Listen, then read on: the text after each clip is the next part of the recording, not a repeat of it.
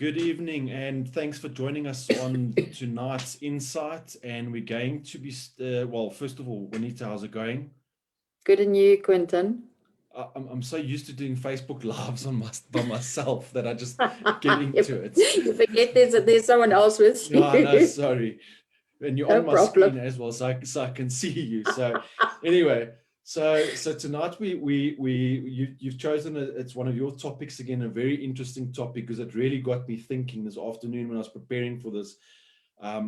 It's quite a simple, straightforward question, but it's actually not that simple or straightforward. So the topic for tonight is perception reality? So is your perception, my perception, and we'll get into it now, is that actually reality? So I think, yeah, if I can quickly kick off, I want to just kick off with a story of how I was on a coaching course and how they actually explain it very nicely and visually. Is that I can't draw it now, but you've got a mountain and you've got somebody climbing the mountain this side, and you've got somebody climbing the mountain on this side.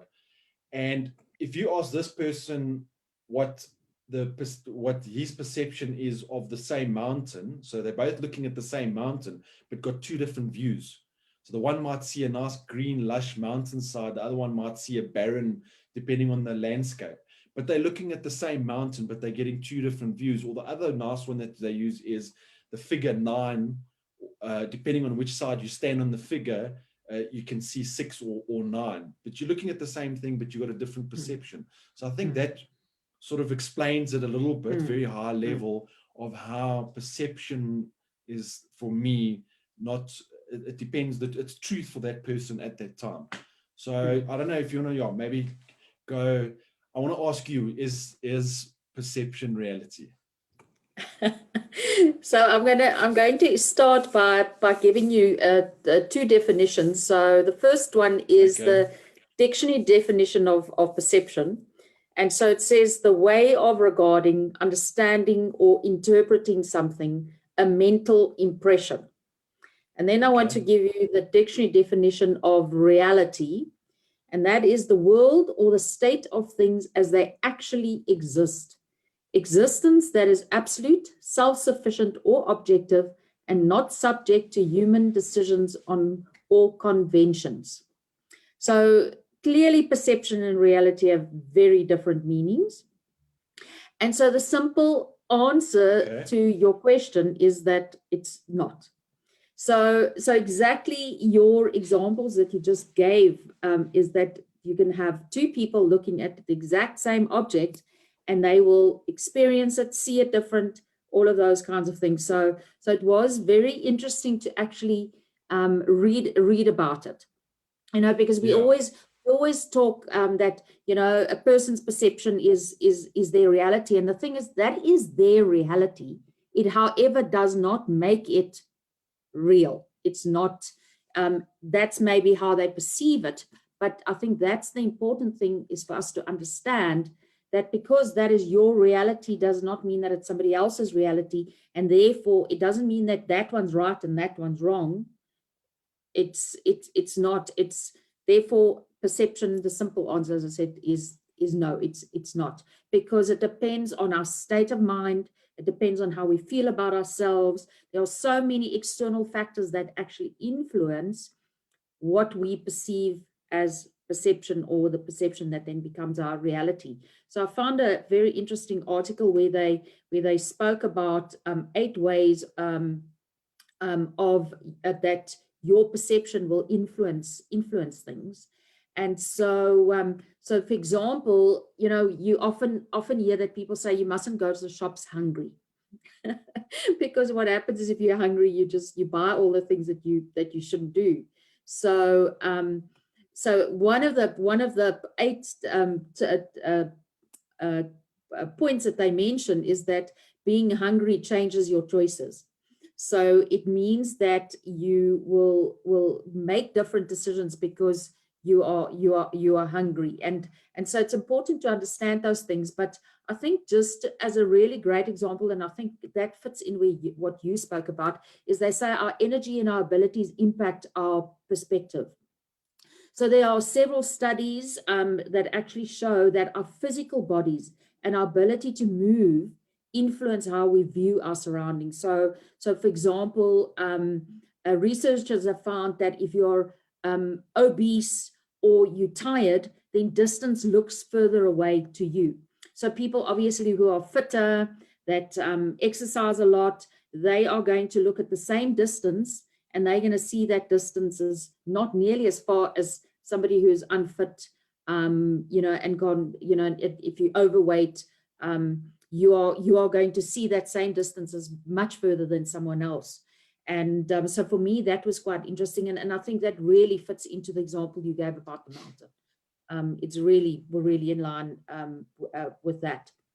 And as I say, it's really a simple topic, but it becomes very complex because it really is based in our mindset and the way that we view the world, and how we've been brought up, and the things that we've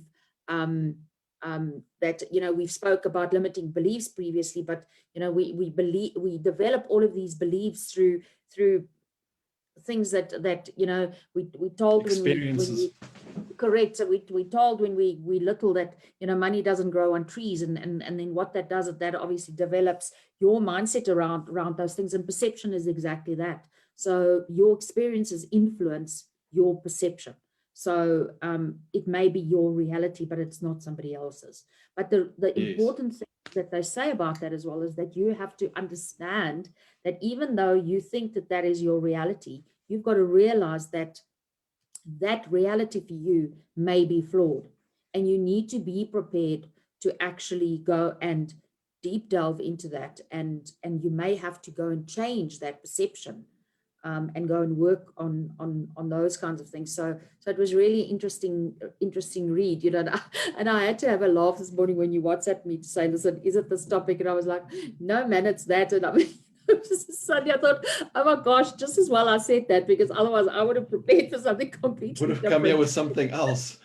Yeah, and then my perception would have been very different reality. So really.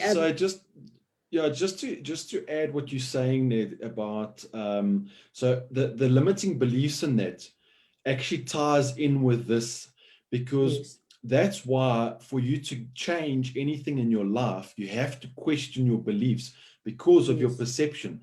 So you have a perception of the sky is green.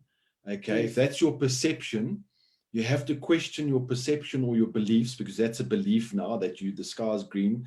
You have to, when somebody else comes and tells you, no, the sky is blue, you have to first question what you believe and say, okay, is the sky really green? And you go through a whole bunch of things. And through that, you actually break that belief down to realize maybe the sky is blue. And then from there, you can start changing. And so it's quite interesting what you said now is it's exactly that. You have to change, you have to change your mindset in that, which is, it's basically a belief system that you have to start changing. And there's exercises you can do. So there's a specific way you can actually do it. But yeah, it's if you have that mindset of not everything I believe in now or that I know, it might not all be the truth. So in the limiting beliefs thing, we also do is what we say is that not all beliefs are full truth, meaning it's not 100% truth, meaning what you might have believed about something, and I've used this in some of our presentations, what you might believe in 6 months ago, you may have a different belief about it now, and that because your perception has changed. You might be on the other side of the mountain now, looking at it from that side of the mountain. Very difficult thing to do though, a lot of times, because they say a person with strong conviction is a very hard person to change. It's that thing of, you can't teach an old dog new tricks or whatever. New tricks. It's the same similar thing as when a person's set in their ways and they've done it like this for 15 years or 20 or 30 years. It becomes difficult to change because they're so set in they've got that belief system. Interesting, yeah. It is really interesting, because I think it really delves into the psychology of our minds a lot more.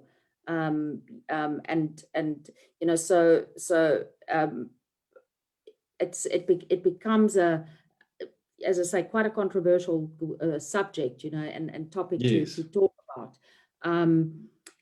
Because I just, one of the other points that they make in this article is they also talk about, they say our body awareness affects our decisions. So they did a study and they on hedge fund managers who make quick decisions about stock trading under intense pressure.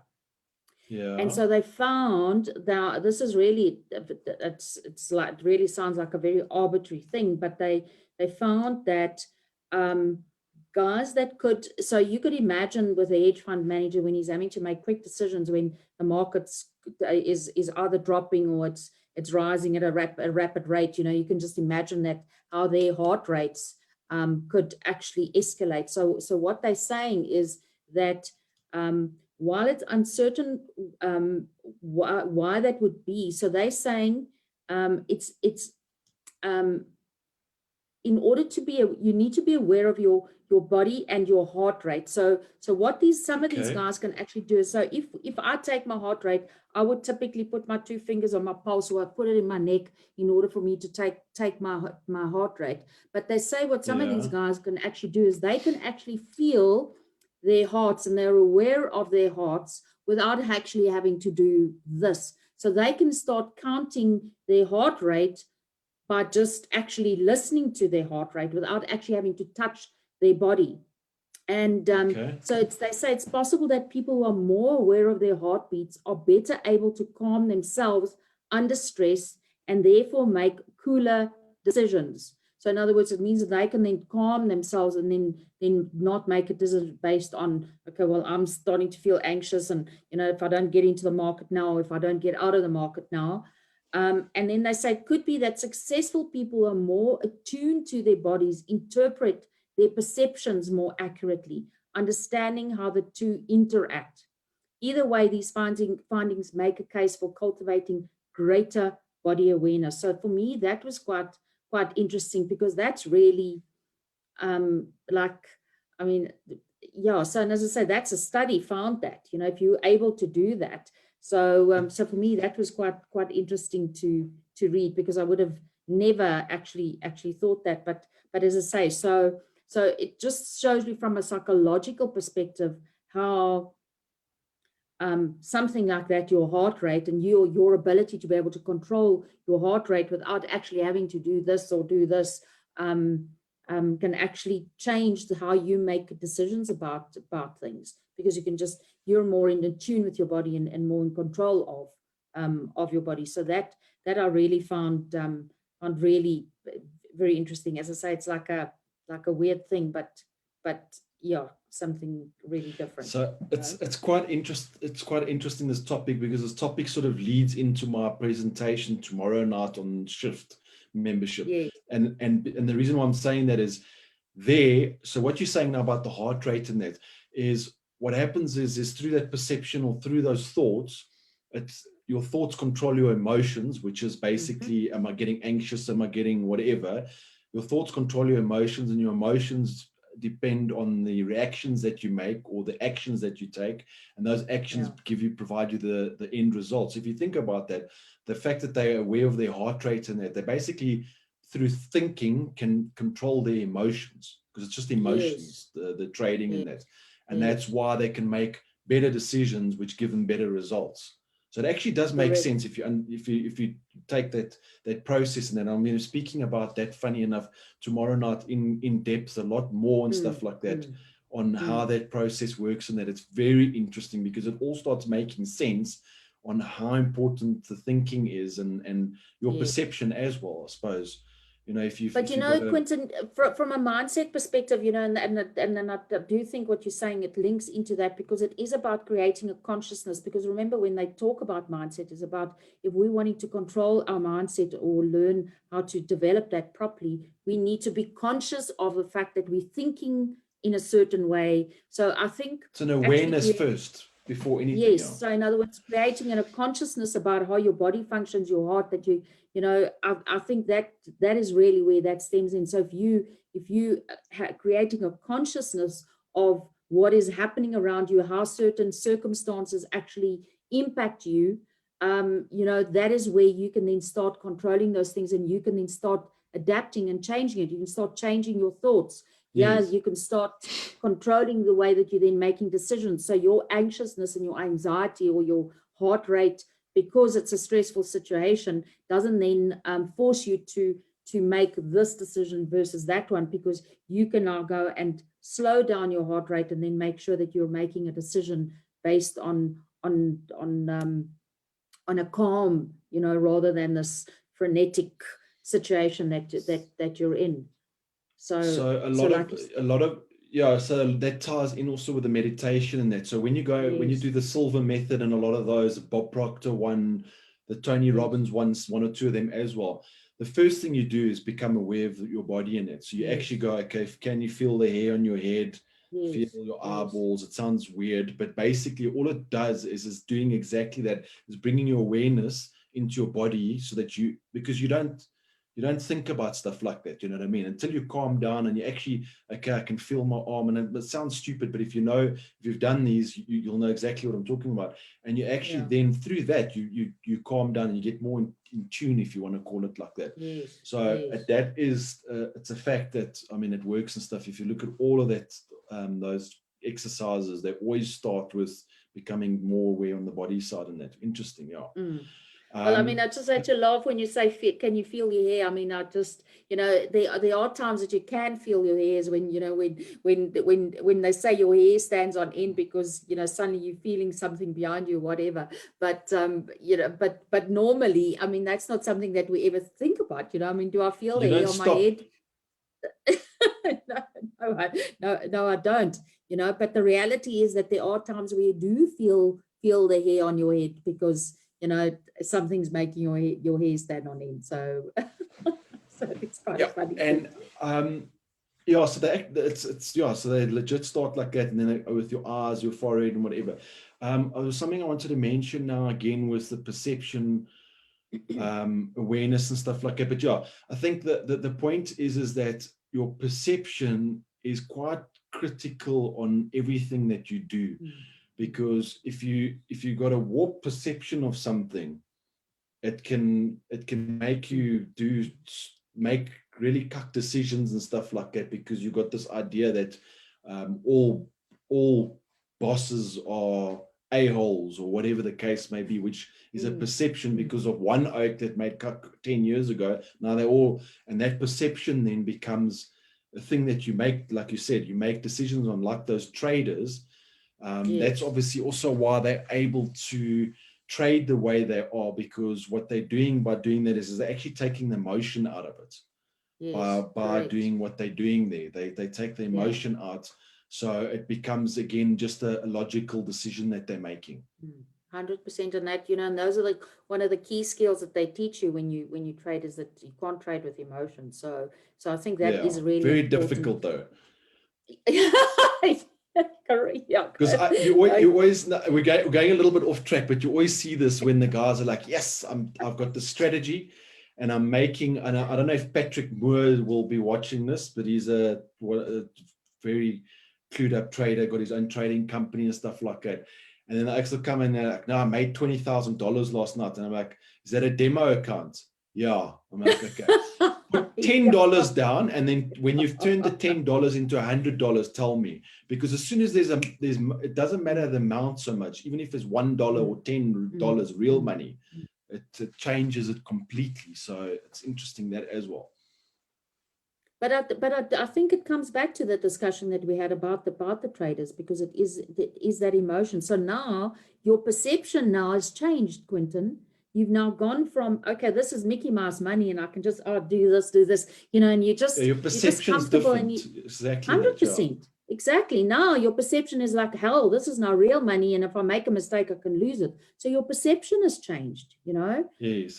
So I think that really demonstrates very clearly, that your perception is not reality, because all that's changed in that scenario is that trading is still the same. None of those things, the skills that they teach you, none of that's changed. The only thing that's changed is that you now going from monopoly money to real money. It's the only thing that's changed. You've perceived it more seriously and stuff, yeah. Exactly. So in your mind, you're now going and saying, oh my gosh, now this is it's a lot more tangible than that thing was. And so absolutely. Yeah. So what's also interesting with the perception thing in that is how your perceptions are actually created. And there's quite a process, but basically it starts with all your, I don't know it offhand now, but there's like a very nice picture that explains it. But basically it's through experiences. Those experiences create a certain perception, and a lot of times the problem is that those perceptions are created from when you were young. So, and then they stick with you throughout your life, where you got a perception that, you know, all rich people are a-holes, or all, you know what I mean? Like those kind of things that, you know, money doesn't grow on trees, and all those kind of things that we've heard millions and millions of times. Those then are created through that perceptions, through your eyesight, your smell, your taste. So it's like even smells and stuff, like they say. So one person might smell a curry you're busy cooking, and one person's like, oof, that just gives me nightmares, that smell. And the next person's like, oh, that reminds me of home. You know what I mean? Because that's the perception that was created in the beginning with a specific smell, taste, or whatever it is. And the same goes with money. Some person, you tell him, you know, some people, you mention money, they get cold shivers because all they're thinking about is how to pay the bills at the end of the month. Whereas the next person's like, money, yeah, that can, I'm thinking holidays, I'm thinking all these lack of things, you know. So it's quite interesting how that correct. Well, the perception about money is different because of the experiences, you know, and how the way, you know. So those are the things, and that, I think that's what's important to understand, is that our experiences and our thoughts around a specific thing influences our perception around that, you know. So one of the other things that they talk about in this article, they're saying having other people around make things seem easier. So, for example, as a child, I've got to go and tell my mother that I don't know, did whatever, stuffed up, I did something, okay? So it's easier than if I took my sister with, because now she's holding my hand. So I feel braver doing it than if I had to go and face my mother on my own, you know. That's the thing. So it's almost, I always want to say, you know, it's like suddenly my sister became my crutch, but that is the thing, is that you perceiving the situation to be easier because now you've got somebody that's standing next to you and supporting you and holding your hand, than if you're having to face that all by yourself. That then becomes a lot more difficult, because you don't feel like you're in it by yourself. So just also interesting. And then, because sorry, and then the other one that they've got in here is that our political beliefs affect our math skills. So I was like, okay, what's our political beliefs got to do? Say that again. They say our political beliefs affect our math skills. So I was like, okay, well, what? Well, I don't want to go off track here now, but it explains a lot. It was just so funny that so they're saying, yeah, that they say fascinating finding is how group affiliations, like political parties we belong to, affect our perceptions. Okay, yes. One study, people were asked to solve math equations to verify the truth of a research finding, like whether a vaccine is effective or whether banning guns saves lives. As predicted, people with greater math skills were able to figure out the answer more easily, but only when the results of the calculation didn't contradict their political beliefs. If it did, everyone's math was worse. They solved the problem correctly 25 times out of 45% less often. So, you know, so I was just, you know, so as I said, it's quite interesting. I'll share the article with you because it's really, I mean, that is how is it an online is it an online article? Yeah. Yes. But we can maybe just share it on the bottom of this this live. We can just share it. We'll share it there, whatever. Yeah. I'll do that, but it just shows you how granular this actually gets, because it's you know, where it's but it's right, you know. I mean, our political beliefs are influenced by our experiences, our parents, our upbringing, you know, all of those kinds of things. And so again, you know, we're coming back to perception being your reality, you know, and so it just shows you how how many things that it can impact and influence without you actually even realizing that that's what it's doing. And I think that's why that, and coming back to the traders again, that's why that awareness is really an important thing. And as I say, you know, in mindset training, Quinton, you'll know that that is a really important thing for us to learn, is an awareness of what's happening around us. What is it that we're thinking? What is it that I'm saying and speaking? All of those kinds of things. I think that's really key. So just to tie in with that also, when you're doing the coaching thing, and that the first part they talk about is actually typically in a lot of the courses, and that is perception, because you're on the opposite side of the table. So you're saying awareness, that is not always, it's not always as easy as it sounds. No. The reason why is when you're in a situation, like let's say you got a situation at home or at work or with a friend or family member or something like that, you're emotionally involved, first of all, typically. So you get tunnel vision. And that's why, like, when you go to a life coach and that, it can be so powerful, even though the life coach doesn't, all they're doing is sitting there and going, okay, but have you thought of this, or have you done this? And by asking the right questions, they just take you to the other side of the mountain. To see the other side of the mountain. By seeing the other side of the mountain, it's like, shit, why didn't I think of that? Okay, now I got it. And then you're off in another direction. Whereas if you're in the thick of things, and this is where it can be also a problem, is when people start speaking to people that are also emotionally involved. So it's like a family thing, and now you speak to your sister about your mother or your auntie or whatever, and they're also involved, and they're like, screw them, you right, they wrong, because they also in. So you got to be very cautious on that too. That's where a life coach and that kind of thing becomes very powerful, because they're not emotionally involved.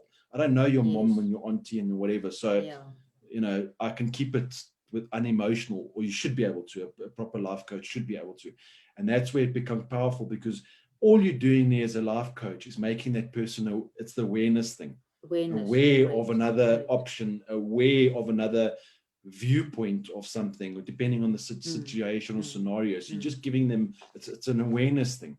Very, very powerful, because when you're in the thick of things, as I know, if I can speak from experience, you can't see the crap from the good half the time, you know. So that's going back to the trading thing or whatever, very, very powerful to get that awareness, because you can't change your perception until you're aware of another option, maybe, you know. Exactly. Very interesting. But you're also only you're not going to change your perception unless you're prepared, but unless you're open to it, and open to receive and understand that there is another option to what I've been led to believe, or what I've grown up with. You know, and that comes back to your point, whereas, you know, if you're so set in your ways and you're not prepared to listen or see anything else, that's not going to change. You know, that's just how it's always going to be. And key to that is you can only when the penny drops, somebody can't tell you.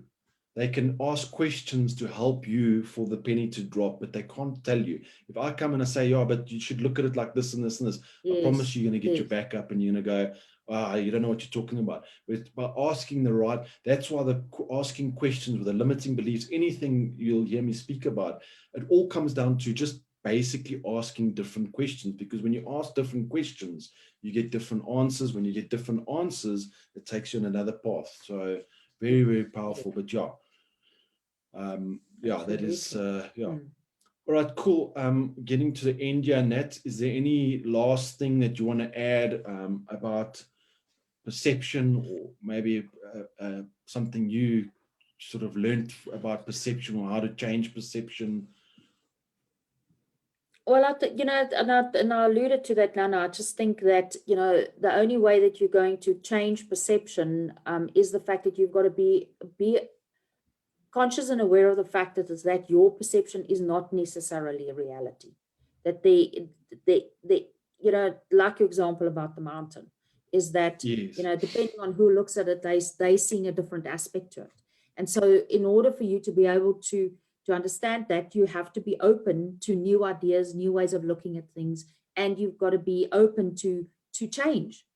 And I think change, it brings us back to another topic that we can talk about, because because that's one that people struggle with, is change. Not people, many people like change, and so because they don't, then it makes it really difficult for you to change your perceptions around things, but that's how I've always been brought up, and that's what I always believe in, so I think that's really. Yeah, just to quickly add this, so you know why it's difficult to change is because you have to admit first that you're incorrect. That's on a subconscious level. You actually have to admit that you're wrong, because for you to change, you first got to admit. Not necessarily always wrong, but maybe that it's time for another way, But yes, you're 100% right. Is that, so what have I always been wrong in this situation? And it's difficult for people to say that they're wrong. No, but as I say, we can talk about that one as. We can talk about that one as another topic. So we'll add it onto our list for a topic. Maybe next week, about change. Correct.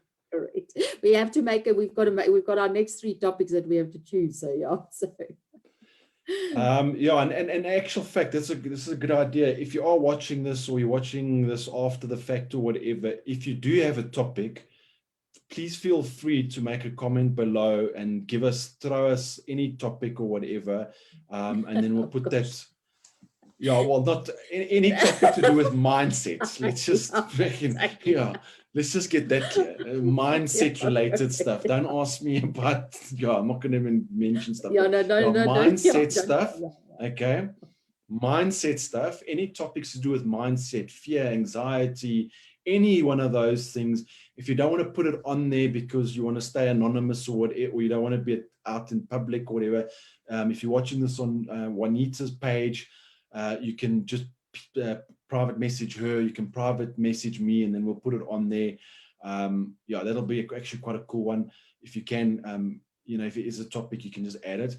Otherwise, if you're watching this, I know Juanita, I don't always post this on through YouTube and that, but if you are watching this on YouTube, please subscribe to Juanita's channel. If you're watching this on my YouTube, if I've uploaded it there, please subscribe to the channel, and it'll basically notify you when any new content goes on, and it'll also help the content spread. So if you've got value, it helps other people get the exposure to it as well. If you're watching this on Facebook, share it there. If you're seeing it on Juanita's page, share her post, share my post, wherever you're seeing it.